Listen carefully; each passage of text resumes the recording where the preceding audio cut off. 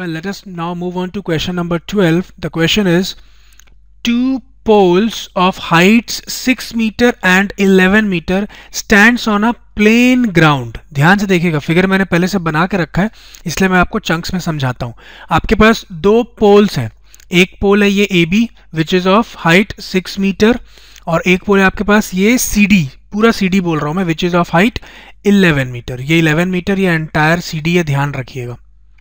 ये दो पोल हो गए जो एक प्लेन ग्राउंड में हमने अटैच करके रखा हुआ है. Stand on a plane ground question में लिखा हुआ है. नाउ आगे क्या गिवन है, if the distance between the foot of the poles is 12 metre. मतलब इन दोनों पोल्स का जो फुट है, CD का फुट D और AB का फुट B, इनके बीच का डिस्टेंस आपको गिवन है एज 12 मीटर. ये आपको गिवन है 12 मीटर.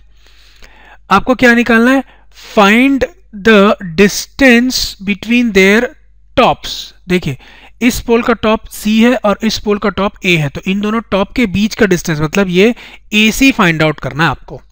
क्वेश्चन समझ रहे हैं, मैंने फिगर ड्रॉ करके रखा था और आपको स्लॉट्स में मैंने समझा दिया फिगर. नाउ सॉल्व करते हैं. ध्यान से देखिए, इन फिगर जो BD है वही तो AE होगा क्योंकि रेक्टेंगल बनता हुआ दिख रहा होगा आपको. BD is equal to AE is equal to 12 metre.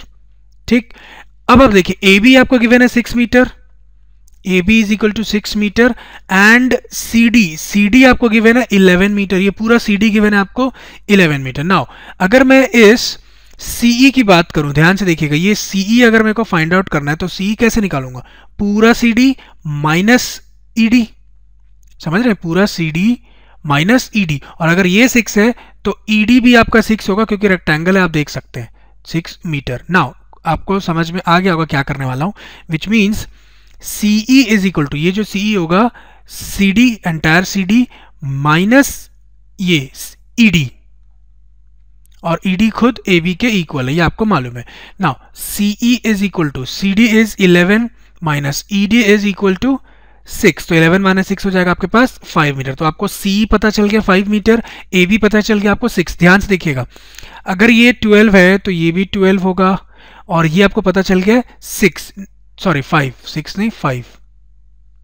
ठीक, ये 12 था और ये आपको पता चल गया 5. अब आप देखिए, सिंस ये पोल्स हैं तो ये एंगल कैसे होंगे, 90 डिग्री.